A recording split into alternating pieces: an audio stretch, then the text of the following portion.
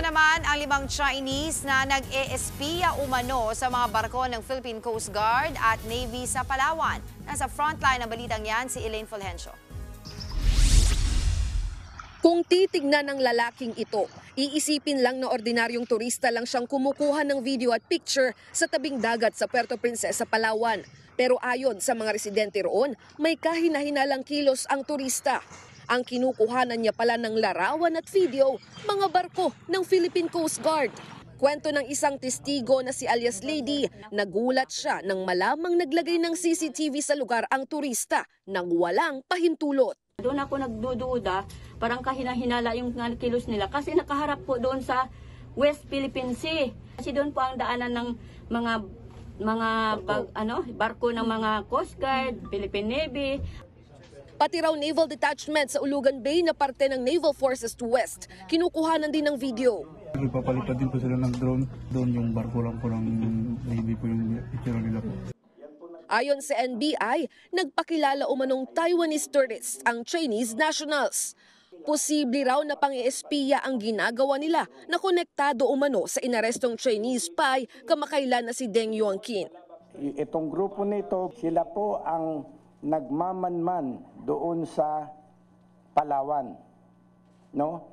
Naglagay po sila ng CCTV camera, a high-resolution solar-powered camera. Ordinary CCTV kung titignan mo, but that is not available in Lazada and Shopee. Sa ikinasang hot pursuit operation, magkakahiwalay na naaresto ang 5 Chinese na sinasabing nagmamanman sa Palawan. 2 ang nahuli pagkalapag sa NAIA, isa sa Binondo at Intramuros, at ang field commander daw ng grupo sa Dumaguete nahuli. Nakuhanan din sila ng ID na may iba't ibang pangalan. Yung nahuli namin sa Terminal 3, they have just committed the crime of espionage.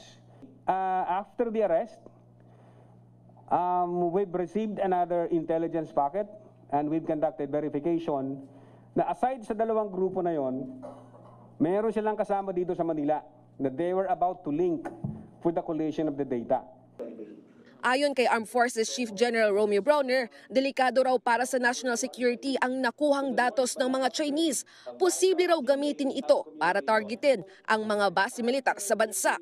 The information are actually being sent real time kung bakit tuwing nagre-resupply mission tayo.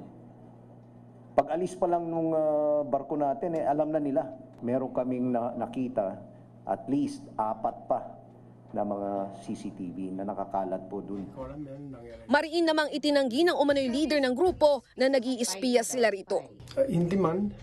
May mga negosyante talaga. Halapin kami mga blano kami mga negosyo, mga lobster, seafoods. Lobster? Para saan naman yan? Negosyo. Mahaharap sila sa reklamong espionage. Nagbabalita mula sa frontline, Elaine Fulgencio, News 5. Mga kapatid, Dimples Romana po, kumpletuhin ang inyong umaga ng mga kwentong puno ng inspirasyon. Salubungin po ang bawat araw ng may ngiti at pag-asa. Kaya't mag-subscribe na po at mag-follow na sa aming social media pages ng News 5.